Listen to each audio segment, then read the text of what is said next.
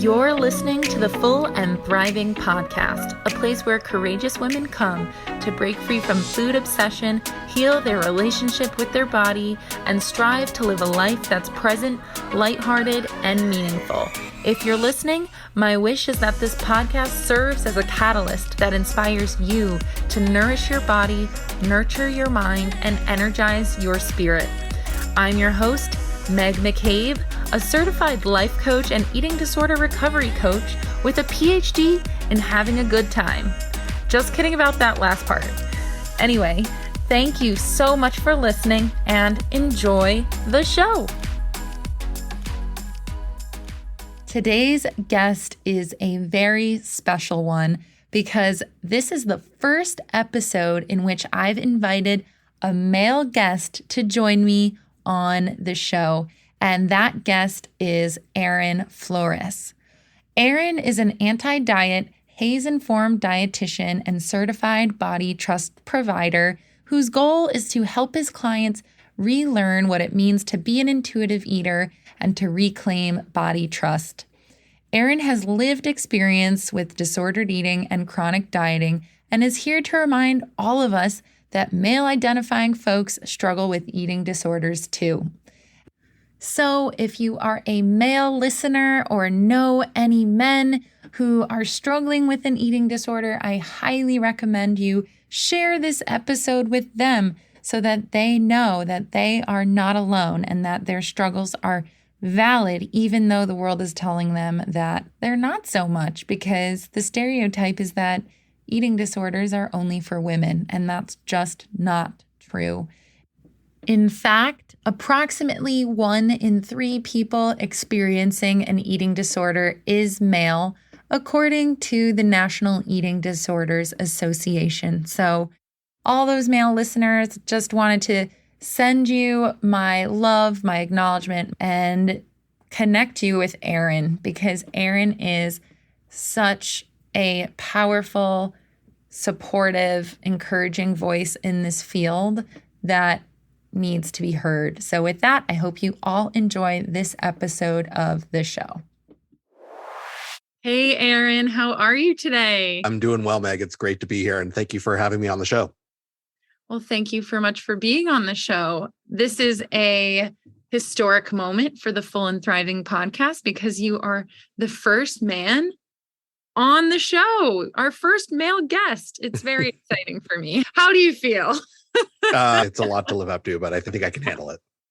Great. Well, I'm really excited to talk to you all about, men's issues with body image and disordered eating and eating disorders. And before we dive into that topic today, I'd love to hear about your personal story. Did you ever struggle with chronic dieting or body image issues yourself? I think if you talk to any dietitian who works with eating disorders, or probably any dietitian, they probably should answer it in the affirmative. Some might not, but I think that's what probably brings most of us to this work in a lot of ways. So yeah, I totally did. And I became a dietitian when I was 30. It was a career change for me. And I had been doing a lot of different things, mostly working in the .com world, doing internet game development. I was a college dropout. And so career-wise, I was really struggling to find my path. And I would say probably since teenage years, I had sort of struggled in some way with body image or trying to fit in or noticing my body didn't quite fit. I saw a dietitian when I was 15 at the encouragement of my mom, and with the intention of losing weight. Mm-hmm. And I didn't do anything she said because I was 15 and teenagers don't listen to authorities at that age. And so I didn't. I did it later when I went to college. I had no food rules. Finally, I definitely ate in a way that was pretty troublesome just because I didn't really know how to feed myself in a lot of ways. Mm-hmm. And once I dropped out of school and I was back in LA, I woke up one day and said, hey, I'm going to lose weight. And I did. And I did everything this dietitian when I was 15 taught me to do. What she taught me was how to have an eating disorder. She taught me eating disorder behaviors for sure. And was not doing that intentionally, but that was the prescription, is do all of these very restrictive behaviors, rigid, restrictive behaviors. There is no wiggle room, and you have to do them all the time to see the results to be smaller. And it worked. And I got privilege, and my body changed, and I got acceptance. I got praise. I got more attention, and it fueled a really troublesome relationship with food and my body. And it was in that period of time that I decided to become a dietitian. So I came to this work really from a perspective of my own weight loss, but also saying, if I can do it, everyone can, and not really understanding how problematic of a way of thinking that is. So I spent probably my undergrad and part of my internship and part of my and the beginning of my career as wanting to focus on weight loss and teach people how to lose weight. And I learned about intuitive eating and body trust and health at every size at varying stages of my young career, and did a complete 180 and said, I can't work like this. Like, this is not going to work for me or my clients. And I did a complete 180, and I started to work with folks with eating disorders. I started to think about, what does it mean to be weight inclusive? What does it mean to weave more social justice into my work? And it brought me to where I am today. So that's the Reader's Digest, sort of summary of sort of how I got here. Well, thank you so much for that. There's a lot to that life. Yeah. And I guess my first question for you is, what was it like being a teenage boy and then a young adult who wasn't fitting into this standard of, I don't know, beauty, I guess, for men, like not fitting into that ideal body size?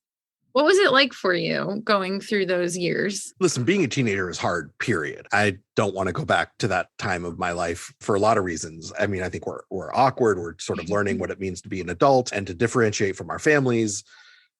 And it's hard. So I would say I didn't pin a lot of it on my body at the time. I probably pinned a lot of it on other things that would make it hard.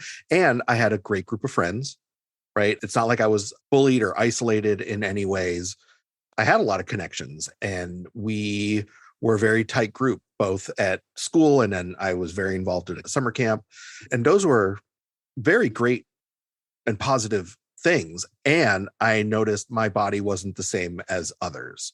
So I played volleyball, and, I was not going to be a part of the starting six. I could not jump as high as everyone. I wasn't going to perform athletically, no matter how much I tried, to that same level. I, struggled at sort of that my body looked a little bit different when my shirt was off. Do I take my shirt off? Do I not take my shirt off? And as I got older in my 20s, I started to notice more of that being related to my body. I would say what I noticed a lot was a comparison piece of comparing my body to others. I think there was a lot of parts in my early 20s where I didn't want to do certain things because of my body, or not feeling like I was allowed to do certain things, or it would have been really hard to do certain things. Like, no one would really want to date me. I don't really want to go on a hike, even though it might be fun, and on converse side, there were some things that kept me from, but there were also a lot of things that I didn't stop me from doing. But I would say it was an underlying issue that would range from level 2 out of 10 importance to sort of 7, 8, 9 out of 10 importance, depending on really the situation and what was going on around me. But the key thing I think that's important to sort of name is that I didn't talk about it with anyone. It was just something I dealt with on my own. And I don't know if my friends at that time struggled or not with it at all, because we didn't talk about it. It wasn't something that was on the table for any sort of discussion. I get the sense that's the quote normal experience for most men, is that they keep it secret, even with their closest friends. It's not talked about. Would you say that's accurate? Yes, in some ways. And I think the ways it does get talked about, if it does, is through humor and through, sort of ridicule or joking with a friend. And I think that's the only way that it does come up. I think in working with clients and sort of talking to men about this issue, the folks that are involved in athletics, I think there's a lot of scrutiny and shame and pressure that comes from both teammates, but also coaches, to have a specific body to perform. For folks that aren't involved in athletics, I think it's still like that, again, this joking thing or something that could be a place where they're bullied or teased or mocked by people that aren't friends, right? In a very traumatic, harmful way.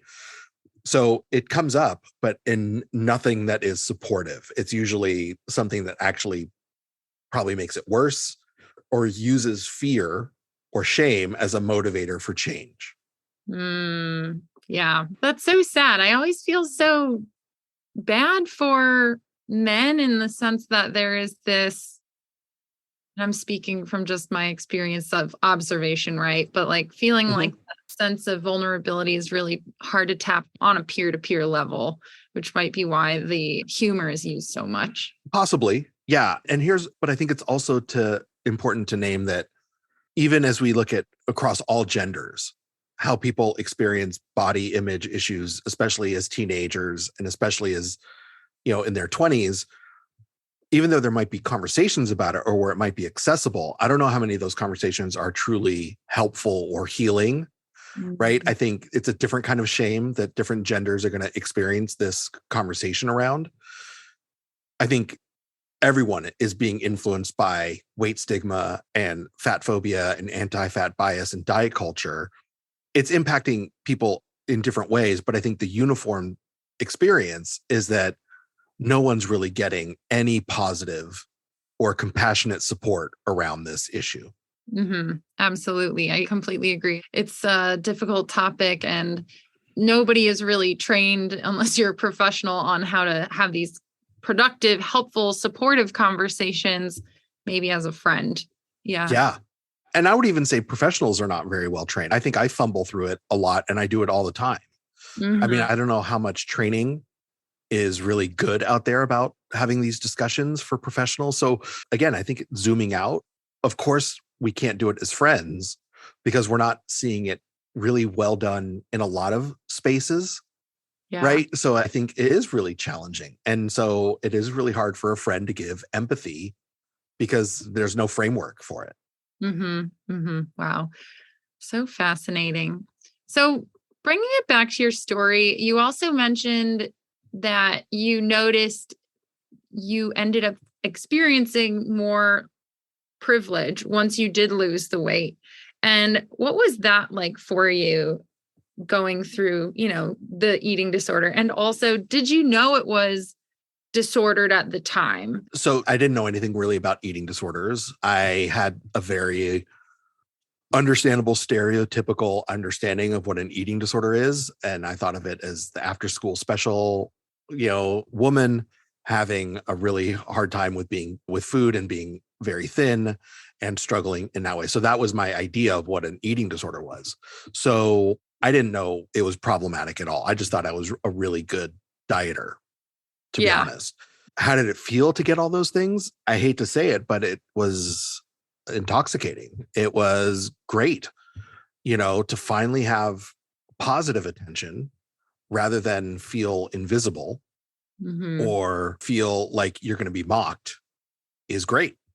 And this is why, diet culture is so strong, is because when you experience some thin privilege, the world does open up to you and you realize how the world is really catering to smaller bodies.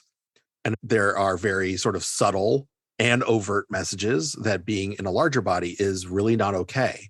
So to experience those things was really, of course, it felt good. I could shop at any store. I could, no one stared at me if I ate by myself at a restaurant, right?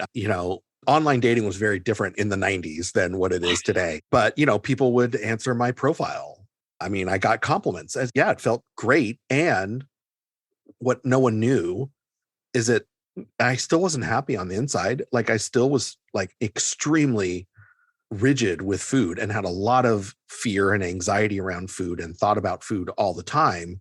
So it was great to get all this praise, but it also felt really shitty. Like I was not happy. Like I was not doing well internally, mentally, probably physiologically either. But like, yeah, it was not like unicorns and rainbows in my head. Yeah, I think that's important to outline as well as like, even if you were to achieve those quote dieting goals, you end up feeling probably very disconnected from yourself on so many levels. And so at what point did you, because I don't know if you experienced this, but did you, when you were going through that phase, did you think like, this isn't sustainable? Like, there's no way I'm Oh, going to no. be able to maintain. You thought you were in that for life? Oh, yeah. Oh, yeah. No, there was no doubt. Like, this is going to be the rest of my life. Okay. So Yeah. No, you were, totally. you like tapped into like the secret to life. Yeah. Again, to even say it, like I'm embarrassed to say it right now, but no, that's totally what I felt. Like I felt like this is, again, that led me to be a dietitian. Like if I figured out the key, then why would I not want to share it with everyone? Right. That was my mentality. And so, no, I didn't think that it was ever going to not work.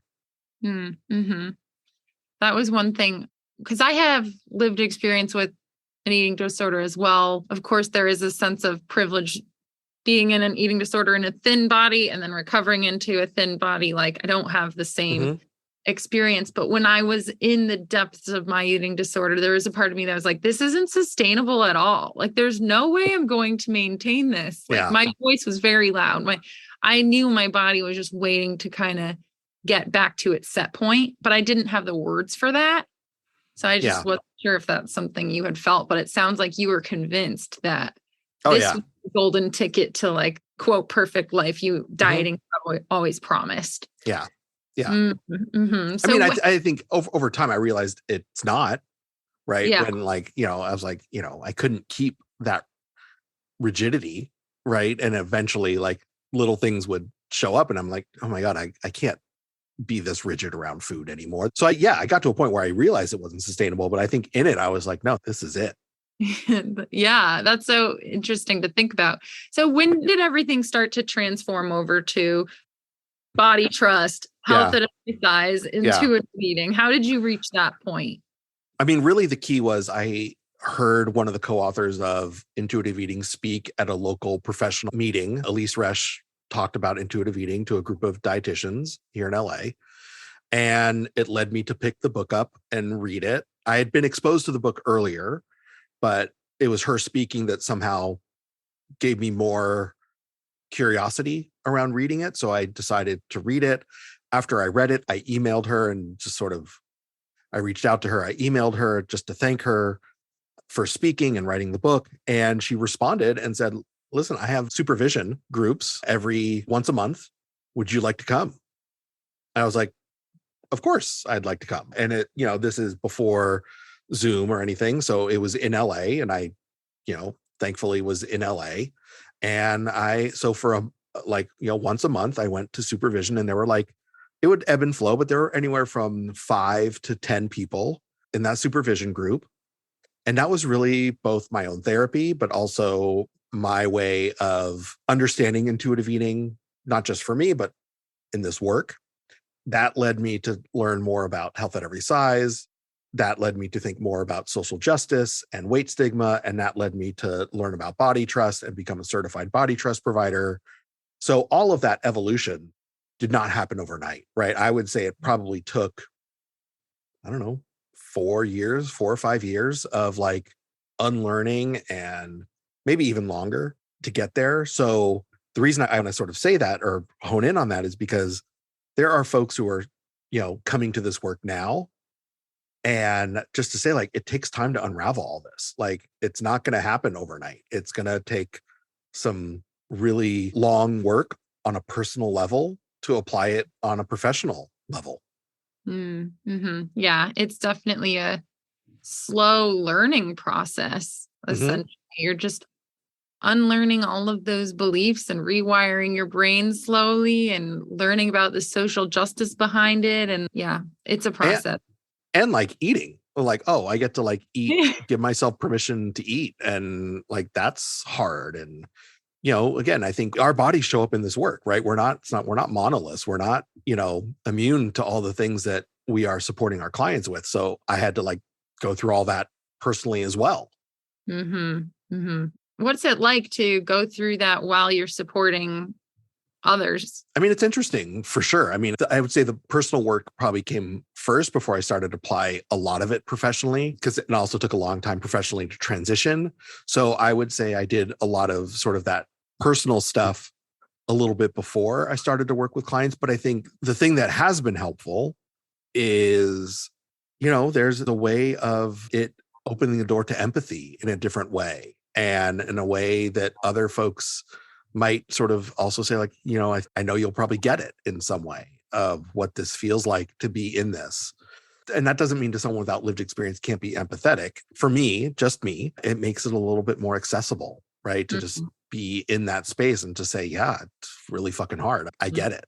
Mm-hmm. I think it is helpful for people who are looking for help to at least felt understood. And that can definitely open the door to that understanding.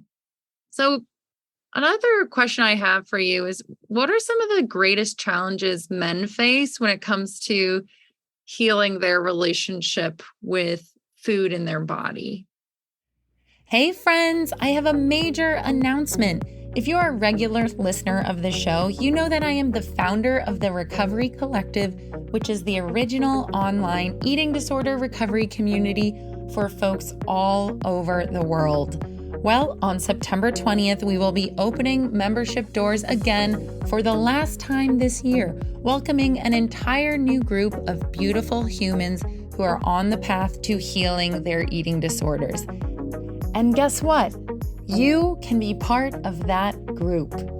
When you join the community, you'll have access to live and pre-recorded workshops, group coaching, yoga classes, nourish and learn sessions, meditation and journaling sessions, peer support, and more. You'll also gain a community of friends and peers to connect with and encourage you along the way.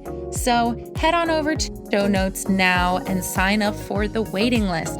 Remember that doors open on September 20th, so sign up before doors close. Myself and 80 other members of this community can't wait to welcome you inside our little home on the internet.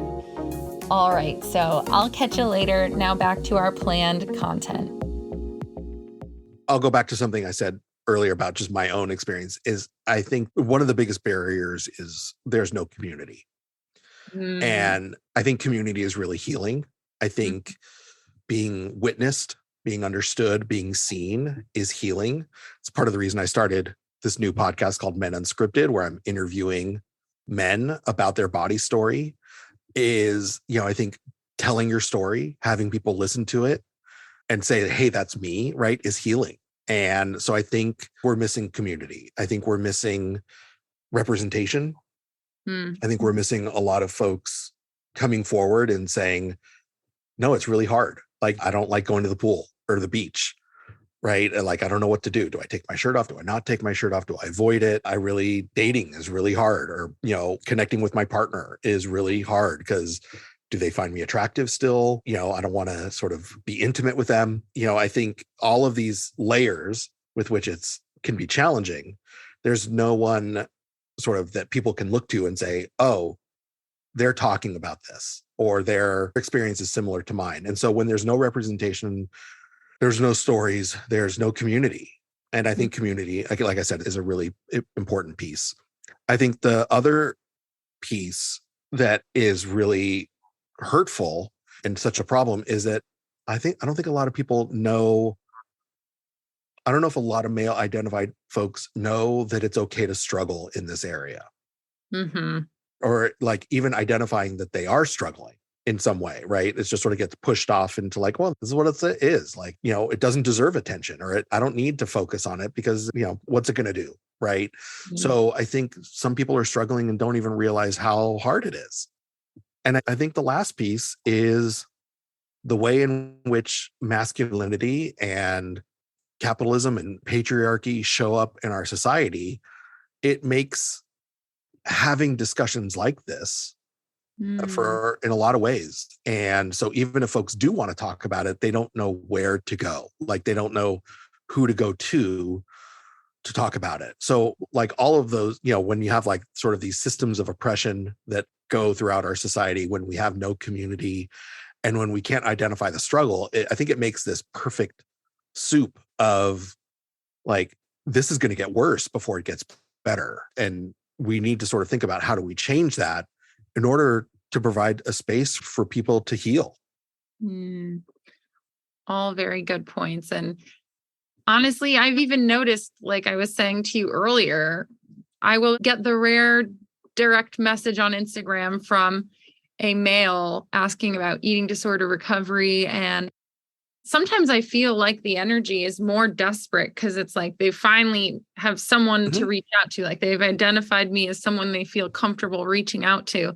And there's tons of questions I usually will get. And then I will try to direct them to help, like some sort of organization. And I get the sense that that's where it stops, right? Like there's the fear of taking it to something real beyond Instagram, like taking it to getting actual treatment, if that makes sense. Yeah, I would even say not moving from anonymous to like exposed, right? Well, I think that makes a lot of sense, right? Again, and I think there's a shift coming, but I think it's also really clear to male identified folks because so many places are women only, like the residents, there are a lot of residential treatments that are only female identified, or they might show up to treatment and be the only male identified person in the room. So, I think that fear is really valid because the community or the treatment world has skewed towards a female identified experience much more than any other gender expressions that are out there. So, it's a subtle message to say like, oh no, this might not be useful for me because there's no one else here that looks like me. So maybe this is really not a thing. Yeah, I could see how it's just like any stereotype you see, like with the traditional young, thin, affluent white woman eating disorder stereotype, that prevents just women of other backgrounds and sizes from getting help, let alone I imagine those with a different identity gender-wise to getting the help they need. So I wanted to bring it back to you mentioning that patriarchy and capitalism really make the conversations unsafe, or at least feel unsafe for male identifying folks. And I was wondering if you could expand on that. Yeah, sure. Well, I think, these are really like sort of ingrained thought patterns and systems within our culture. And I think, capitalism shows up in a way where the value of a person is based on their work and how successful they are. And that leads to this idea of, well, you just got to work really hard and you'll achieve things. If you're not achieving it, it's because you're not trying hard enough. And you need to push past the discomfort or this idea of no pain, no gain. That's a capitalist idea, I think, is you need to push past the pain so that you can succeed. And I think it's that kind of thinking that leads to very little self-compassion when we struggle. Because when it comes to body size, people can work as hard as they want, and they might not get the results that they're hoping for. Most people are going to regain weight after over a 3 to 5 year period. They're not going to be able to sustain a smaller body, even though they want to. It's not because they're not trying hard enough. It's just that's psychology. I mean, there's things in play outside of our control, but we assume that if I just control it, if I just work hard enough, if I just do better, I will succeed. And therefore my value as a person will increase. Right? I will become more productive. I will become more successful. I will make more money. I will therefore be more attractive. I will be more desirable, and on and on and on. Yeah. I think, patriarchy is very similar in a lot of ways because it is a system. I think about patriarchy as a society that is basically run or where major decisions in some way are made by men. Right. And so when that happens, we create a culture that is very hyper masculine, and masculine ideals are praised. And it becomes, this is where the idea of it being toxic comes from, right? Is that it actually becomes really harmful in a lot of ways. And I think male identified folks suffer from patriarchy. right? I think we are oppressed Mm, by patriarchy in the same way a female identified. I mean, let me rephrase that. We are oppressed. It impacts us in different ways, but it yeah. does impact us. It does mean we are living by a set of rules that is not really helpful or not really allowing us to connect to a lot of feelings, not really allowing us to connect to each other around hard things. It's prohibiting us from getting help, right? To saying like, no, I'll just struggle through this. Like, I just got to like, again, it's not okay for me to ask for help. So it's up to me to fix this problem. Mm, So I think when we look at big systems like this, I think it's important to note that it impacts everyone in it. There are different narratives of how that impact plays out, but it does impact us. mm. Honestly, I'm a little mind blown thinking about how patriarchy is also oppressing men. Like, I don't know why I've kind of heard of the conversation, toxic masculinity. I've seen Mhm. that and witnessed that in relationships and friendships with male identifying folks. And I can see how that hurts their life. I never looked at that through the frame of this is a patriarchal piece of the puzzle, Mhm. Mhm. so that's pretty mind blowing to think about, to be honest, just knowing Yeah, that. it's a thing that again we don't really often think about, but I think it definitely shows up. Hmm. Would you say that the toxic masculine, I don't know, the masculine values that are essentially toxic, how does that play into males' ability to seek help in this Mm. field?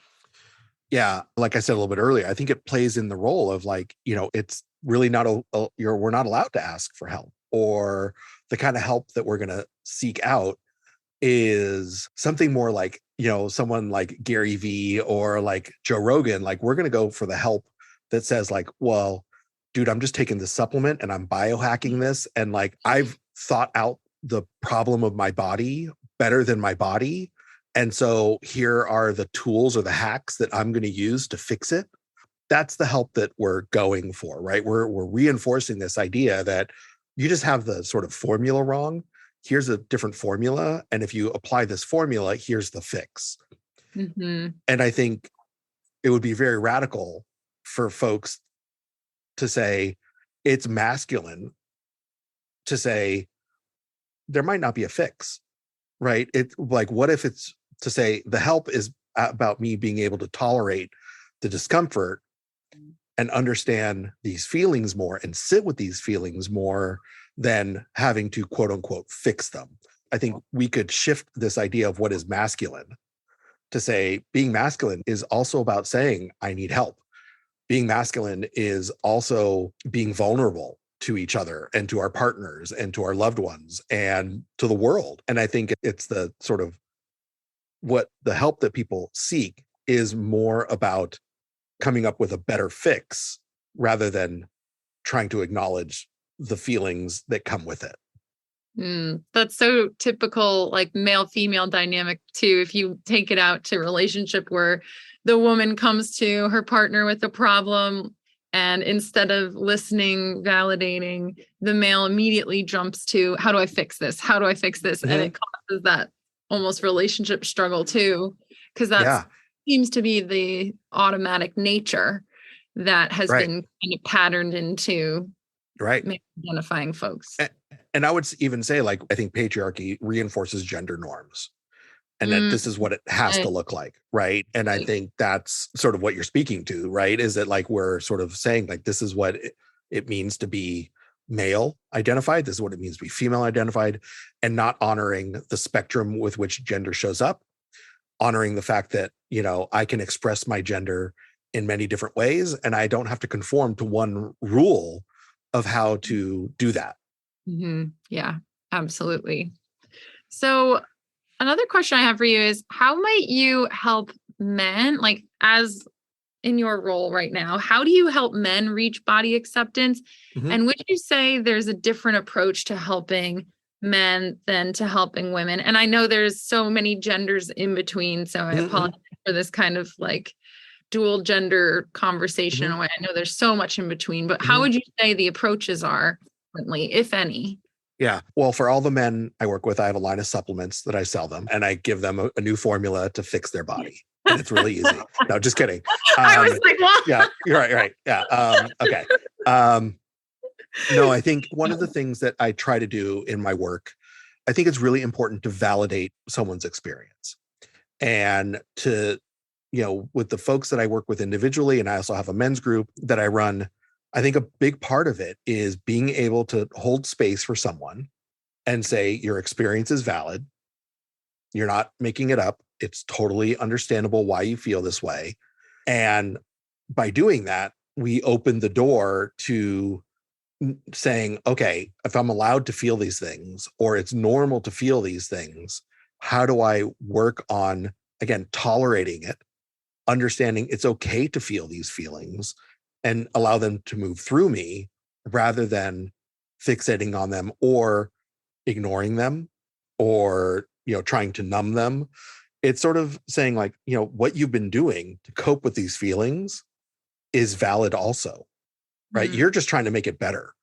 I get that, right? And instead of like saying, oh, you've been doing it all wrong, it's rather like, you've been doing the best you can. Like this, you're just doing what sort of the tools that you've been given. Let's try and bring in a different mindset of tools, right, to help you manage this issue. So I think there's a big part of it that is leaning towards what is acceptance. What is acceptance of our body today, especially as we age, and what is acceptance of caring for ourselves in the body we have today, not the body we want tomorrow. And the other thing is, I think it's really important to bring in a lot of discussions around self-compassion, and that self-compassion is not weakness. Self-compassion is not giving up. Self-compassion is not making an excuse. Self-compassion is honoring the challenges that exist in being human in 2022. And there are many challenges. Like, it is fucking hard to be alive right now. And so, of course, we're going to go to anything that soothes those uncomfortable feelings, those fears, those anxieties. And, it's sort of saying like, hey, I'm just doing the best I can with the tools I have today. I might learn different tools, but like, I'm doing the best I can right now. Mm-hmm. So valuable. And I can see that being helpful for all genders across the board. Honestly, that's how it should be, is just reaching that level of acceptance and using self-compassion along the way. Yeah. So what advice do you have for men who feel left out of the recovery conversation? Well, going back to what I just said, I completely understand why you feel left out, right? There's a lot of things that would make it really reinforcing to sit out of the recovery world. So as a treatment provider, right, I guess my first thing is to say, I'm sorry. Like, I think we owe you an apology. And I think the community owes you an apology to sort of say, like, haven't done very well. And I would extend that same apology to people of any marginalized identity, to people of color, the LGBTQ community. I think there's a lot of apologies that need to be spoken, and for people to hear, that understand why you don't feel accepted, or this is something that you're allowed to do.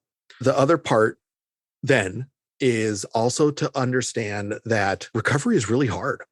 Like, it is, to recover into diet culture is really hard. It is like 10 out of 10 hard. And it's not linear, and it will take time. And for some people, it takes way more time than what they had in their head. And some people it's less, but I think it takes time, and it's not linear. There will be times where it seems to be going really well, and sometimes it will be really hard. And I guess when we feel like this, like no one really understands that, right? We don't really also then say, well, I'm struggling, so I guess it must not be for me, so I'll quit. And I would just like people to be curious to say, if the understanding is, yeah, this is 10 out of 10 hard, and it's not going to be linear, what does healing really look like for me? And that it might not look like the poster that I saw on, or the after school special I saw, right? Yeah. It might look very different, but that doesn't mean it's not valid and it's not going to be helpful. So I think, in doing that is understanding that my vision of healing and recovery will look like will be my own. It won't be what they did or what they said, what they think it should be. It will be my own, and that's okay. Mm-hmm.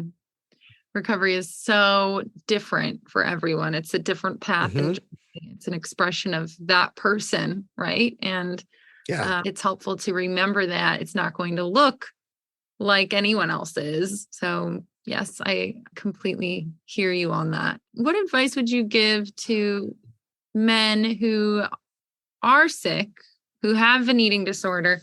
Where should they go? Like, what is the first step they should take in a world that's not so open and welcoming to maybe treating or healing men, right? It seems to be female-oriented world we're in for recovery sphere.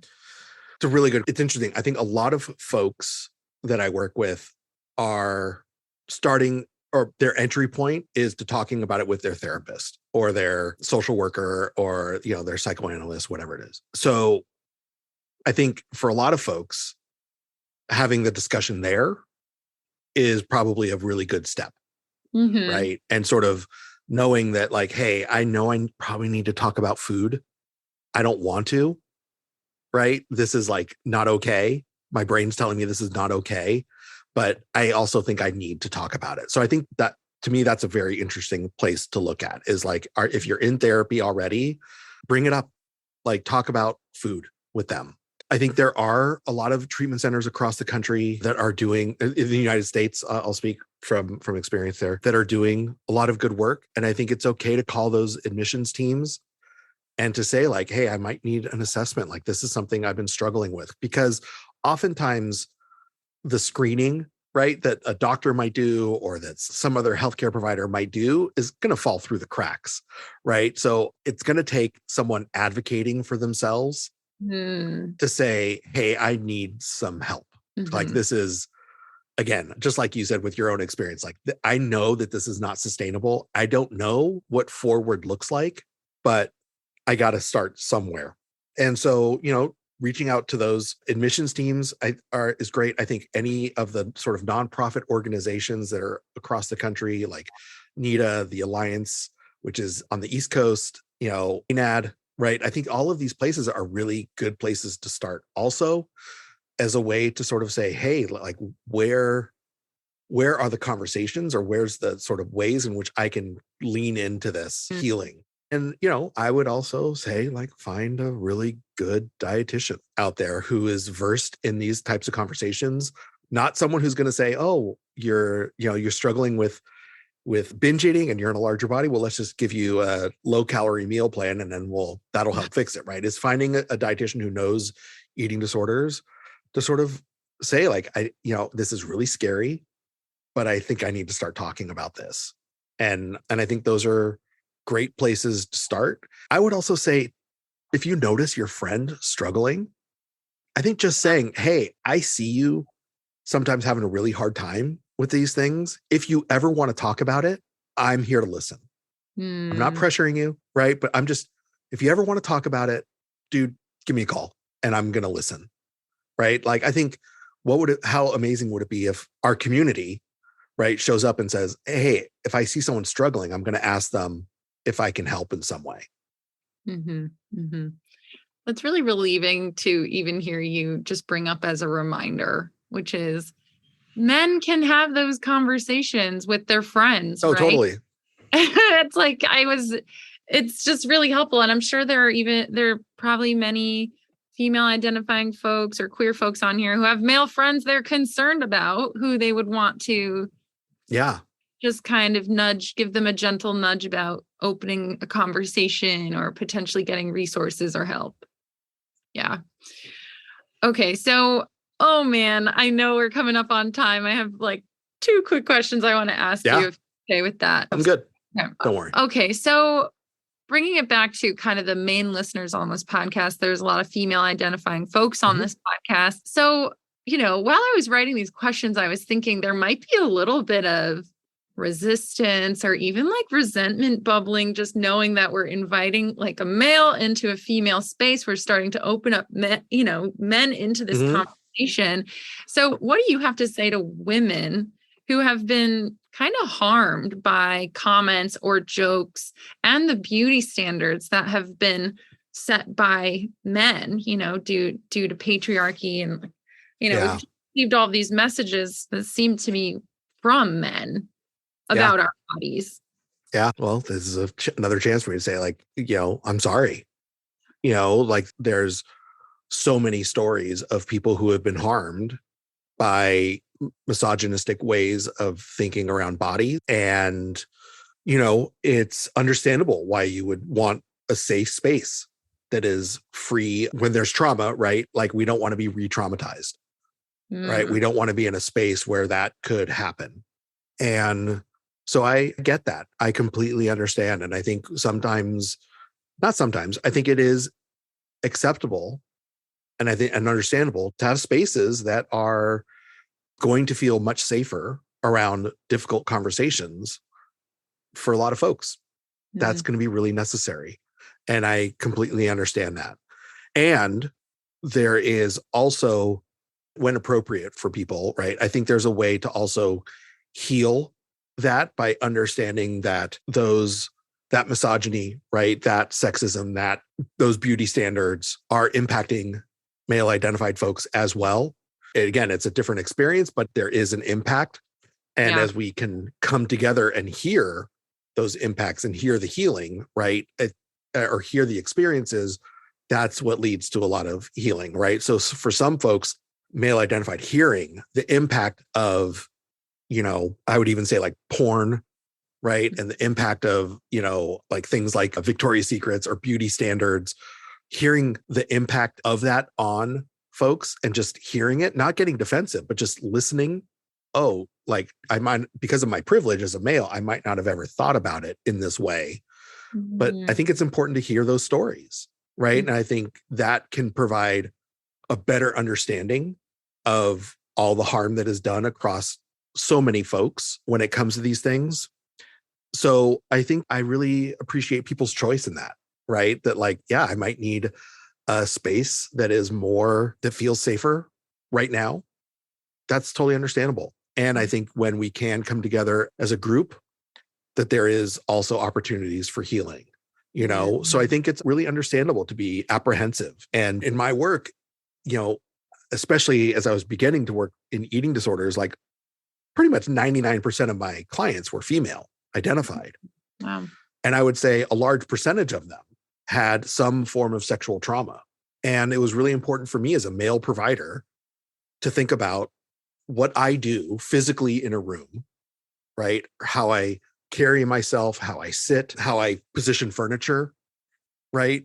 All the things that I can do to signal that this is going to be a space that is safe for you, and understanding the impact of trauma on this. I think for me, it like opens up a whole different understanding of how my body can be perceived as scary to a lot of people. And by me doing something different, right, and providing a very different experience for people, can also provide space for healing. Mm-hmm. Thank you for answering that charged question, but I think brought up some really valid points and just reminders, which is there are experiences to be heard and shared on both sides. And the more we can open up that conversation and recognize, the harm there or the trauma there on both sides along the whole spectrum, the better off we're going to be. And I just know, like, as a female, or, being in a space where a male is really conscientious of that, like body language, positioning, furniture in a room, all of that, it immediately transforms the situation from one that might be threatening to one that could feel safe. So I totally appreciate that you acknowledge that. And I'm wondering if any male folks listening to this have even considered that much nuance in the way interactions are. So hopefully more and more, right? Yeah, hopefully this yeah. opens the door to that more and more. It's a helpful conversation just to build that awareness. But all right. So I guess my final question here is just making sure we do encourage men to seek help. So what do you think needs to be done to make recovery and healing more accessible for men? And how do we make this space more accessible for men in general? I think there's a lot of ways in which we can, especially if you're a provider, right, whether you have a private practice or you work for a treatment center, I think it's important in how you market yourself, right? What are the images you're using? How are you sort of displaying even your brand, right? I think is really important to folks. I think we can, do sort of say that, right? As marketing or as providers, as business folks, as treatment centers, we can sort of say like, hey, I work with men, right? I work with male identified folks and helping them heal. Like I want to like specialize in this area, or I want to, that I'm making sure my practice is inclusive in these ways. I also think, a part of our job is to reach out to communities that aren't traditionally reached out to for these discussions. Like, what would it be like, right? If you're doing outreach or you're doing marketing, what would it mean to get on that podcast that isn't focused on eating disorders, that is focused on, a largely male audience, and have this discussion, right? So I think it's like almost like sort of breaking the mold of how we do, who we're going to reach out to say this is an okay conversation. And, and then I think when people do reach out, and they do, as if you're a provider or a treatment center and someone does reach out, I think it's, even if you do like a sort of a consult call with folks, right, is like saying like, what is there anything I can do in us starting to work together that would help you feel more comfortable, right? Or, how do you feel about working with someone of a different gender? Is there anything I can do to help make that easier for you? I just want you to know it's something I want to talk about. If you want to talk about it, right, I'm open to that conversation. So as providers, we can be in the room and we can always solicit feedback. We can always ask for, how are you feeling right now? Not just sort of talking about these things, but how are you feeling doing this work with me? Is there something I can do differently? I can do to support you in a better way? So I think being really open to feedback and then listening to the feedback, not saying like, well, this is a problem client and they've been to 5,000 other providers and they just bounce around. I think that's BS, right? I think people's feedback is valid. And I think we need to listen to it.